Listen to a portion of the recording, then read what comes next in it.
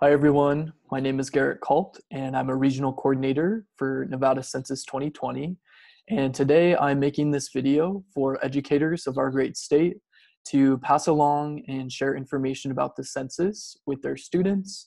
However, information in this video is relevant to everyone as we all count, so please feel free to share as you best see fit. So a bit more about what our goals are for today and what I plan to share.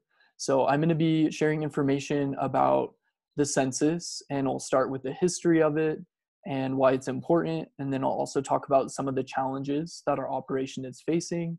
And then I'll also share ways in which people can get involved and how folks can go about completing their census. So in terms of history, the census is required by law, and it's written in our Constitution, and our census has happened ever since 1790, and it's been a way of figuring out who all is living in the US and where, and then that helps determine the allocations of funds and representation. So this isn't new. This is something that has been happening for quite some time, and will continue to do so in the foreseeable future. So the census happens every 10 years on every decade. So since it is 2020, we are conducting that census this year. So I mentioned briefly that the census helps determine political representation. Depending on how many people live in your state, that helps determine how seats are allocated for the House of Representatives in the United States Congress, but then also in our state legislation or legislative body, excuse me. So the Nevada legislature also gets determined based on population counts in different cities, counties, and it determines how much representation and how the lines are drawn for our districts. So one fun fact to note is from the 2010 census, because Nevada is one of the fastest growing states in the nation, we actually gained a representative to represent us in Congress. So depending on how much Nevada grows, we may be getting another seat. It just depends on how the populations all fluctuate between the United States. And for instance, when we gained a seat in 2010, that means that another seat was taken away from a different state. So it just depends on the population densities of the states, and that determines how many representatives they get. And currently, Nevada has 4 representatives in the United States House of Representatives. So one of the big reasons why the census is so important is because of all the federal funding that's at stake. So that amount is $675 billion with a B dollars in federal funding. And what that equates to is about $2,000 per Nevadan each year. So over the course of 10 years, because again, the census happens in every 10 years, every Nevadan will then equate to $20,000 for each Nevadan who is counted in this census. So it's really important that we all get counted to make sure that our state receives the federal funding that we need to help keep our communities healthy. And for instance, when I completed the census for my household, we have a household of 5. So that's $100,000 in federal funding that our state will receive, and then will trickle down to our local communities used for different resources. So money, it's a huge one, and why the census is important. Now, briefly, just to share a bit about our operations. So back in 2019 of April, so over a year now, Governor Sisolak signed an executive order to establish the Nevada Complete Count Committee. This committee has people from the nonprofit sector, business sector, education, and really its purpose is to make sure that Nevada gets a complete and accurate count in this year's census. And why was this made? Well, just from what you heard, it's really important, and there's a lot at stake in making sure that everyone is counted in our census. So the committee was formed, and the committee has been advising and helping make sure that everyone gets counted. So they're kind of the advisory board, and then we have executive leadership and people who are carrying out the Complete Count Committee's mission and plan that they have set forward. So we have a statewide coordinator that is helping coordinate efforts for our entire state. And then we have regional coordinators who are based in different locations and cover specific counties. So my region is Region 2, and I cover Humboldt, Pershing, Churchill, Lyon, and Mineral counties. So I told you all that there is a lot at stake, and how every Nevadan who is counted will help earn our state $20,000 over the course of 10 years. So it is important to know where that money goes, and it's all federal funding that goes towards these great things that help our communities. So right now, healthcare, huge. Want to make sure that we have the capabilities to make sure that everyone is safe and healthy. Our school systems, one thing to note, free and reduced lunch and meals that are going out due to the coronavirus crisis. That is all tied to census funding, as well as public safety, emergency programs, police services, our roads and infrastructure. So the roads that we drive on and get from point A to point B, as well as housing. It helps determine different supportive housing programs and helps make sure that everyone can have a roof over their head, and so much more. Basically anything that is tied to population count is tied to the census, of course. And there are a lot of ways that this federal funding goes to our state and goes to our local communities. And these are some of the main categories. So to break it down a little bit more for you all, in fiscal year 2016, Nevada received $6.2 billion, again with a B, dollars through 55 federal programs that were guided by 2010 census data. So if we had more people counted in 2010, we would have received more money, federal dollars. And if we had less, then we would have received less. So basically, this really gets at the crux that if we do have an undercount, that means that we will not receive as much federal funding and that our resources will be diluted for our communities. So again, it's really important that we have a complete and accurate count to make sure that our community and state get the federal funding that we need and our fair share. We want to make sure that this money isn't going to other states or representation doesn't get skewed as well. So how can you respond? There are 3 ways that you can complete the census. This is actually the first year that you can do so online. That's how my family and I completed it. It was super quick and easy. It took us about 4 minutes, and it was just about 10 questions. So what we share with folks when we're communicating this to them is that the census happens every 10 years. You can complete it in about 10 minutes. It's about 10 questions, and you make an impact for 10 years. So really easy way, and it's really a civic responsibility to go and do so. And again, you can do it online. And then you can also do it by phone or in the mail.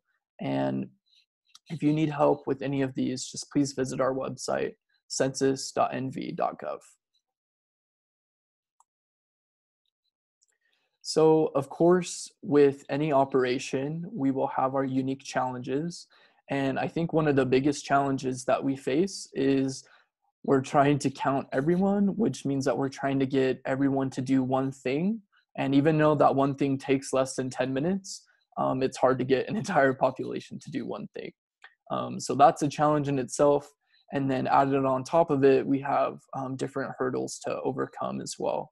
So one of those big things is government distrust. People are wary of their government and don't feel comfortable giving out their information sometimes. So one thing that I like to share with folks is that the information you provide is very basic demographic info. There's nothing about your finances, nothing about your social security or your citizenship status. So the information is really basic. And again, like I shared at the beginning of this presentation, it is required by law to complete the census. Second, there is a lot of misinformation going around just about what the census is and what it isn't. And a lot of people can hear the wrong information and be misguided. So again, I just want to ensure that you all know that the census is important, safe and easy, and just making sure that you get the right information. All the information can be viewed and verified through the US Census Bureau, as well as our efforts with Nevada Census. And then we also have our hard to count communities. This is a sort of catchphrase, if you will, for anyone who might be a little bit more hesitant to completing the census. And there are a variety of groups and identifying factors that place people into these communities.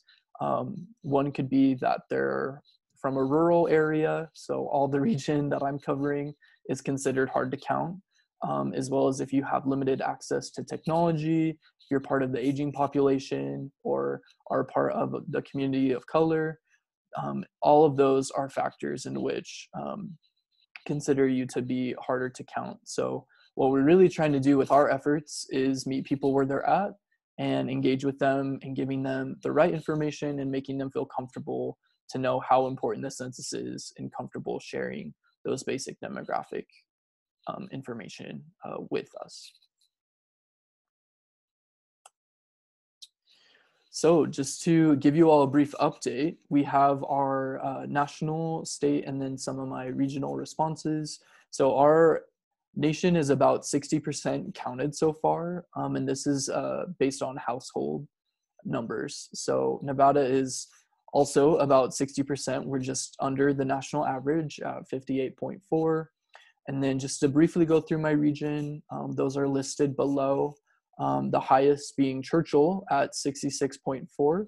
That's actually the highest census response rate per county in our entire state. So congrats and great job, Churchill. And then we have Mineral County, which is the lowest in my region with about 25.4. What is important to note, again, is that the census is required by everyone. So with these numbers, these are households. So houses will be followed up if they do not self-respond.